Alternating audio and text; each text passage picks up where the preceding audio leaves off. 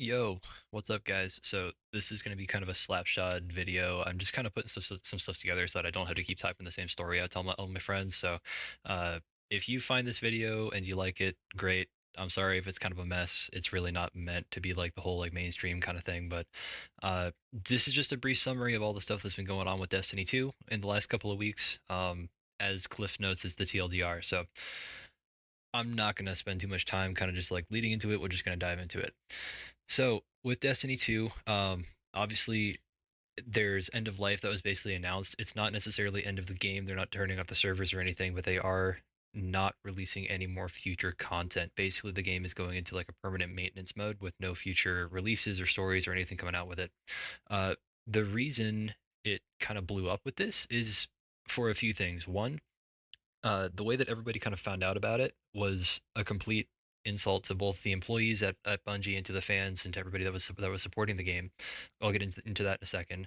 But two, everybody was kind of expecting there to be another Destiny iteration. Everybody was kind of expecting there to be some sort of continuation to the story because there was still so much lore and so much story that was alluded to and written down and people were working on, as we'll see in this article in a second, that is just suddenly vanishing. And then we're not even going to get into the player numbers immediately. We'll talk about that in a second. But there's just a lot of compounding things that really don't make sense as to why Bungie is being forced to pull the plug on Destiny, essentially. So let's get into it. So a few weeks back, around May 23rd, so this is when this article was released. Around May 23rd, the TWAB this week at Bungie came out, basically announcing the last update for Destiny 2. According to sources, and sources being Paul Tassi, who is essentially like one of the big names for Destiny reporting, and for Bungie reporting. A lot of the employees at Bungie didn't know about the shutdown of D2 until that TWAB post. So basically, the public announcement to all the players and everybody for maintenance and stuff. Yeah, internal people didn't find out about that until that was released. So we're just gonna kind of breeze over this really quick. So, um, brief timeline for stuff. Uh, the decision to end support for Destiny 2 and move at least some amount of resources over to Marathon, which we'll get into that in a second, was made earlier this year being 2026.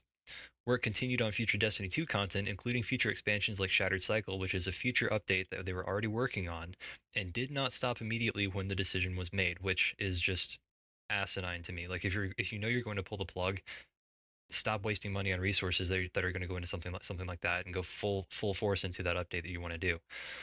But that's beside the point. Um, The reasoning for this is because the vast majority of Bungie did not know about Destiny 2 support being dropped right up until it was publicly announced. So, like I said before, people didn't know in Bungie that Destiny 2 support was stopping until the TWAB announced.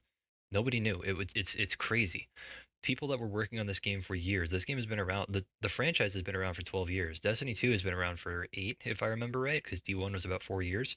It's nuts, and they're just going to pull the plug silently and not tell anybody. Like, it's crazy to me.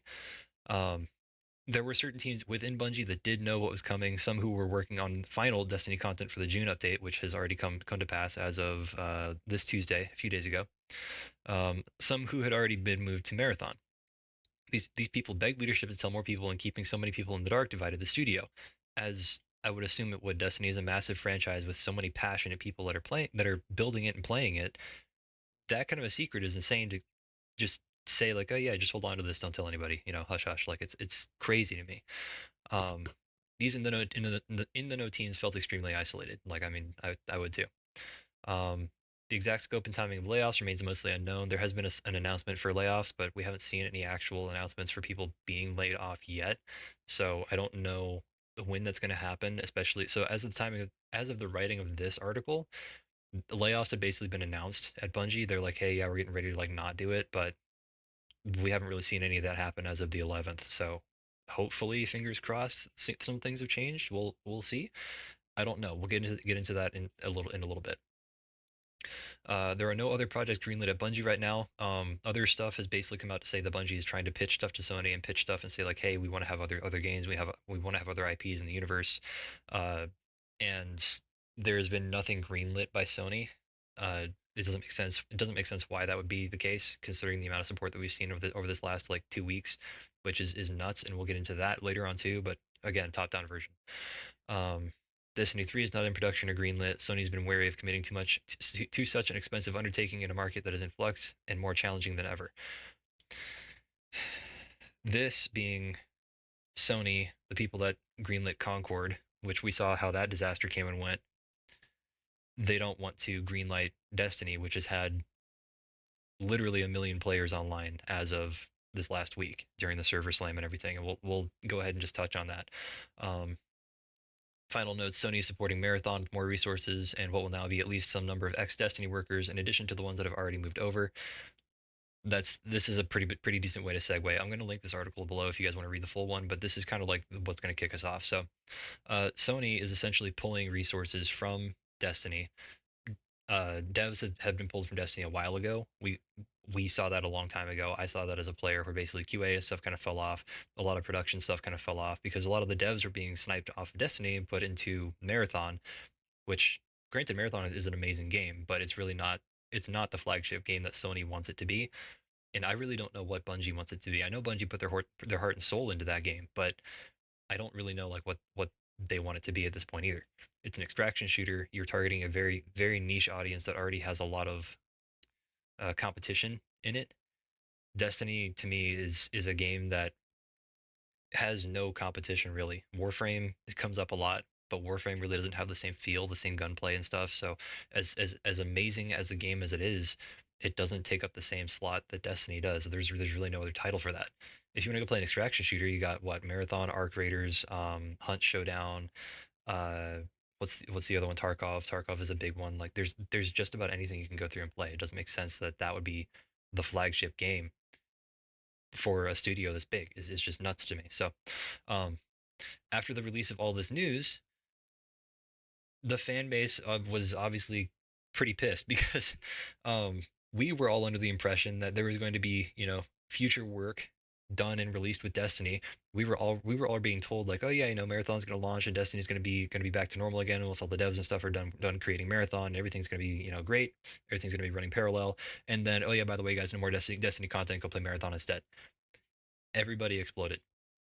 So immediately following the announcement, um, this guy, Lucky 10p, go drop him a follow. I'll also link him down below. He started the petition to basically encourage Sony to not kill Destiny 2 or at least greenlight a Destiny 3.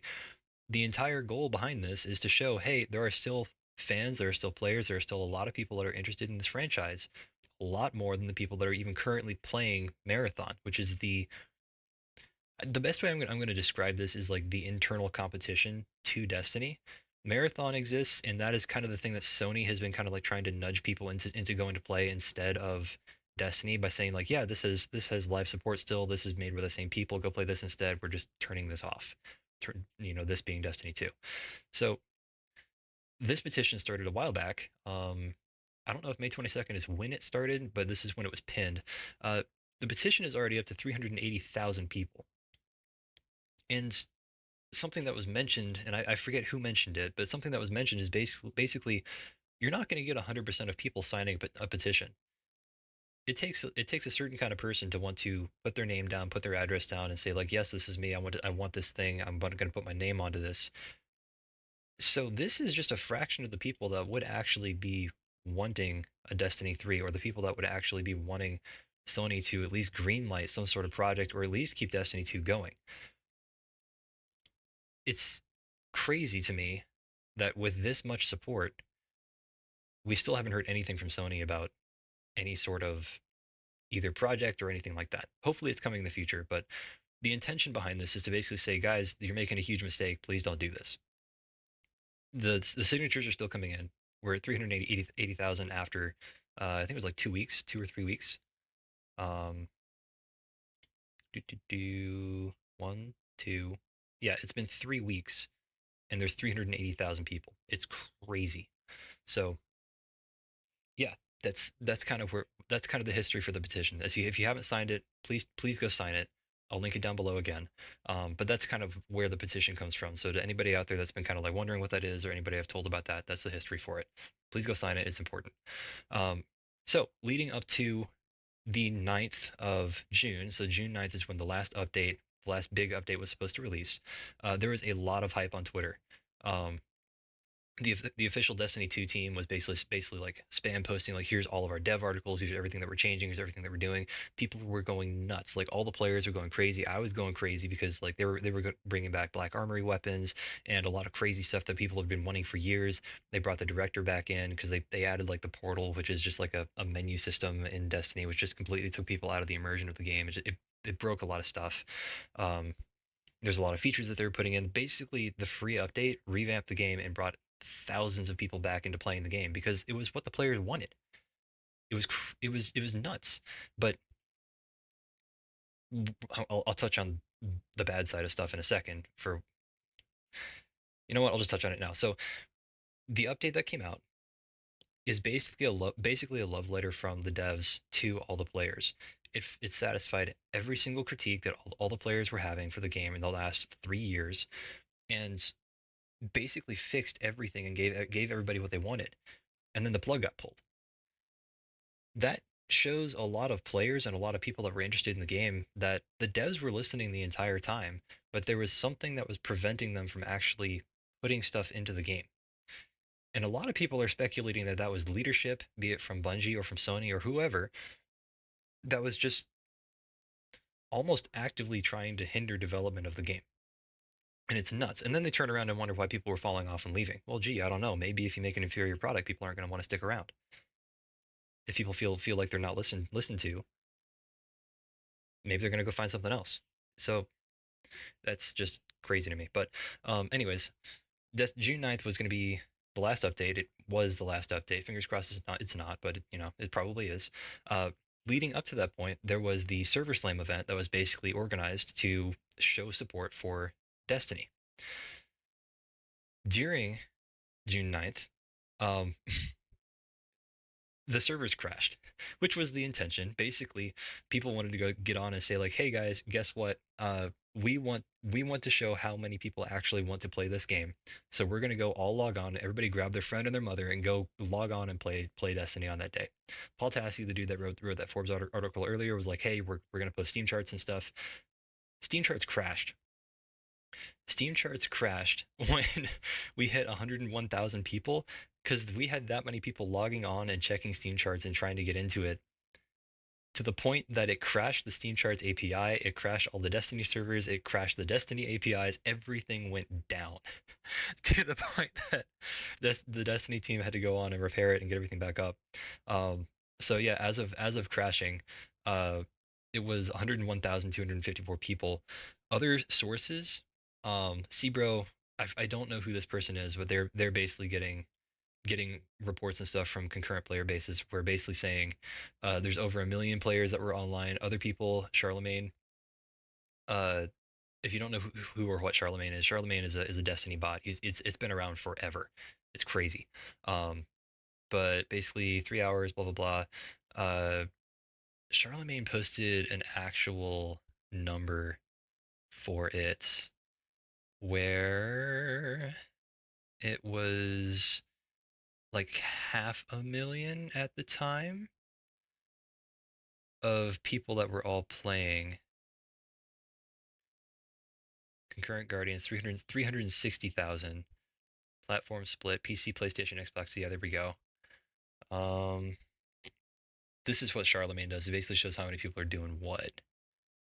241,000 on patrol, 34,000 in story, 31,000 in strikes.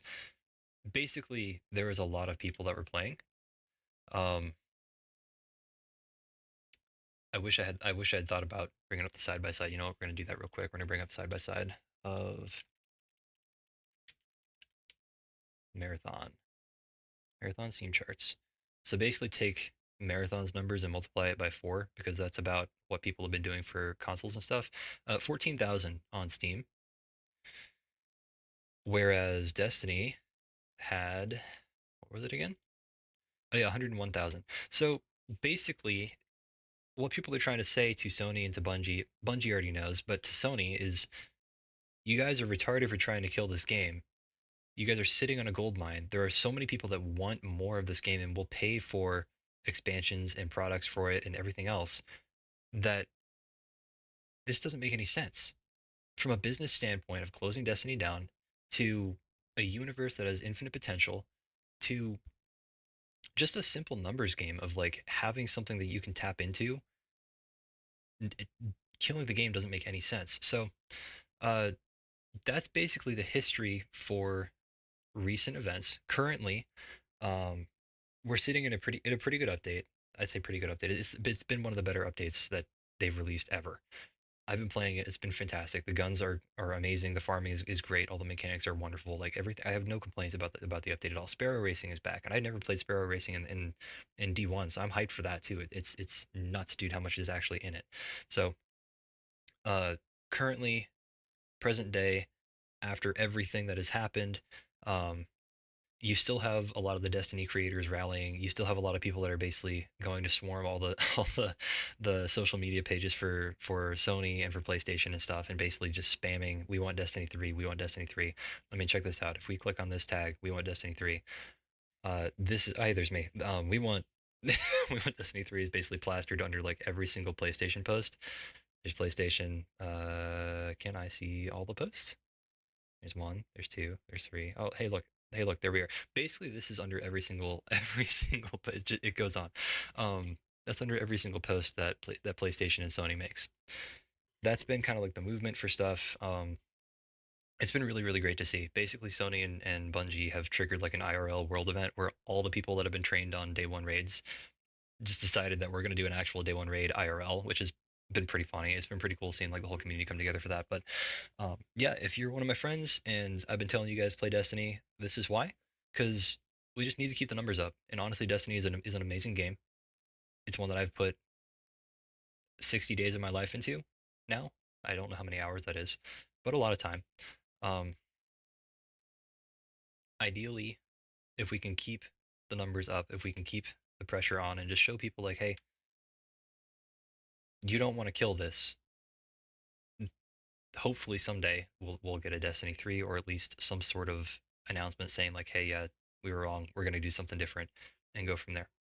Um, this is kind of where like the main video ends for that stuff. I'm gonna go talk about uh, why stuff kind of happened the way it did. I'm gonna bring up a few points that I kind of had about stuff uh, earlier about like why things really just kind of seem to die and why I think their monetization and stuff really just didn't work after a certain point. So um, I was talking with this guy earlier about about why money seemed to go away. I don't remember if it was, yeah, here it was this guy. So I think I got rage baited, but I don't know, it's whatever. Uh, this is Cactus. Go follow him. He's really great. How does Destiny 3 not get greenlit after this? Oh yeah, this is the other thing. Destiny 2 is the #1 global top seller on Steam for for this week because everybody was buying it and downloading it and everything for the server slam.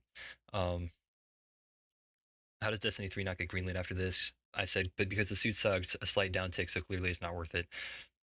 The slight downtick that I'm referencing is basically when Bungie switched from a season, not season, from a expansion pack DLC model is the best way I can put it. They used to sell an expansion pack or a DLC, and it was like 30 to 40 bucks usually, and it had a lot of story in it and a lot of stuff that changed the game. You buy that, great. Here's the next expansion. Go have fun. That was the primary source of income that they had for the game. They also had Eververse, which was the paid money um, store for basically like customizing your guardian and a lot of stuff in game. It was more like residual funds that they would pull together from that. Primarily, a lot of it was from the expansions. Well, sometime around it wasn't it wasn't Beyond Light. It was like right after Forsaken, right after a lot of that stuff. Uh, they switched off of the expansion pack model and into a seasonal model. They introduced battle passes, and then they really went hard on the Eververse store, where basically the in-game monetization was pretty egregious. If you wanted to get the exotics and stuff that you were trying to farm, you could just get them right off the bat by just purchasing the battle pass, which really took a lot of fun out of the game. It took a lot of the reason that people played out of it. And then the story and stuff that they put into it in the seasonal stuff was really good, but it didn't actually meld into the game to the point that if I just played the season, great, I played the season. I can never go back and play that story again. Is what it seemed like. But beyond that, the story was a lot lighter. You could get through the story in about a day ish. It wasn't really that long of a play session. I felt like, and then you could go do the seasonal activity, which is really really redundant and just like never really drew people in. So you went from a very story heavy game into something that was really just bland is the best way I can put it, and there was no real reason to keep coming back to it. So it felt like the devs really kind of like ran out of ideas is the best way that I could put it. So a lot of people walked away. They're like, I'll just come back when Destiny 3 is announced. Obviously, that's not happening right now, but that was kind of the sentiment for it. And then, oh, okay, the other thing. So if you're not playing that much time in the game, if you're not putting that much time into it or like really coming back, why would I spend that much money in Eververse to decorate my Guardian when I'm not even going to be around here? You know. So I personally think that that is why the revenue really fell off. I think that's why a lot of player retention went away. It really just destroyed a lot of the game. Um, so I was going back and forth with this guy. He's basically saying like when your $3.6 billion investment is forced to record a 22% impairment loss of $735 million, hemorrhaging that much money over 3 years is more than a slight downtick. Okay, yes, thank you. I slightly rage baited a little bit. I'm like, whatever, I was at work. Yep, okay, cool. Anyways, let's look at the reason that impairment loss even happened. It's bigger than Destiny, it's bigger than just a single game. First and foremost, Marathon. There's no secret that the development of that game was rocky and blasted off to an awful start. I don't know if you guys remember, but the plagiarism will make me God slogan is still a thing. So, the art plagiarism that they did, a lot of the stuff that came out with Marathon, it really just left people with a bad taste in their mouth. People really didn't click with that game. They invested so much money and have, what did we see? 14,000 players on Steam plus whatever the consoles are. I'm pretty sure they didn't make much money back off of that. That is a massive sink. That's a massive hit. While Marathon was in development, players saw visual decline in Destiny sandbox, QA balancing, etc. I mentioned this earlier. Um, People stepping away from Destiny means that there's not a whole lot of people that are still paying for Destiny, meaning you're not going to have a whole lot of revenue coming back in from that either. And then thirdly, which is the point that I just touched, where Bungie stepped away from their original pricing models, which all feeds into itself. All of that stuff combined, you are going to see a major revenue loss. You can fix this problem, Bungie, Sony. This is entirely possible. As we saw this week, there is an extremely loyal player base that is waiting for something valuable to come out of Bungie, to come out of Destiny again. And as we saw, the free update that didn't even add a whole lot of story. There was a couple of exotic missions and stuff that added. There's a lot of lore cards and stuff that they added, a lot of reading to do, but no visual story. Even just that brought 1 million players in to play your game. Tell me you are not sitting on a potential gold mine with a straight face. I don't think you can. It's crazy to me that this is the decision that they're going with. Um, to summarize the rest of it, if we look at recent sentiment from players, the final update has given everyone a reason to come back and play Beyond Sentiment, or Beyond Sentiment. The sandbox is bigger. Features the community has been begging for have been implemented. SRL is added, etc. Basically, they fixed everything. Player loyalty is clearly high. To look at Bungie as a pure loss and throw our hands up is disingenuous. The player base has had nothing but feedback for years, which has been largely shut out. Despite that, D2 still has one of the most loyal player bases in the industry. Please, I'm begging you, Sony, just use it. It's asinine to me that a golden egg like this would be thrown away. I've seen this happen with Titanfall. I've seen this happen with Star Wars, where basically they take Star Wars and just shit all over it, milk the fans for as much money as they possibly can, and then just leave a crap product. I don't understand how companies don't see the fact that if they create a good product and listen to their fans who have been paying their bills for the last, in this case, over a decade, I don't see how they think that can't can't be successful. It's just bonkers to me. So That's a massive yap session done. If you enjoyed the video, great. If not, tell me. Every comment helps, no matter what. So, um, yeah, my name is Artas. Thanks for listening to me. If you got thoughts and stuff, put them down below. I'd love to see it. Um, I'm kind of trying to do this as a hobby. I don't have much free time outside of this, so yeah, let me know. It's always cool to see comments and stuff and see what people think. If you want to call me a retard, hey, by all means, go for it. More power to you. So, thanks, guys. Don't nobis pacem, Deus fault. Veritatis ad astra. Tell my guardians out there.